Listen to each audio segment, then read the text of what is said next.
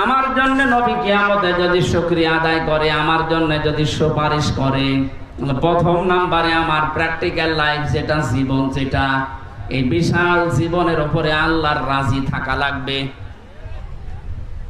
আর রাজশাহীবাসী এবার নিজের দিকে তাকিয়ে বলেন তো, আপনার তো নিজেরটা নিজে জানেন, যা করছেন যা করবেন এর উপরে আমার আল্লাহ রাজি আছে। আপনার বিশ্বাস হয় যে আল্লাহ রাজি হয়ে গেছে? না। এখনই আমাদের মন ডেকে বলছে না যে হ্যাঁ আমি যা করছি আল্লাহ রাজি আছে, না, এটা সম্ভব না। আমাদের মনে জীবনও সায় দেবে না। নবী পর্যন্ত মাঝে মাঝে বলতেন আল্লাহর দয়া ছাড়া, রহমত ছাড়া কেউ জান্নাতে যাবে না। সাহাবীরা বলতেন হুজুর আপনি বিশ্ব নবী বলেন না, আমিও পাবো না। বলেন তো যারা আগে পেছনের সব অপরাধ আল্লাহ মাফ করে দিয়েছে, তার যদি হয় মনের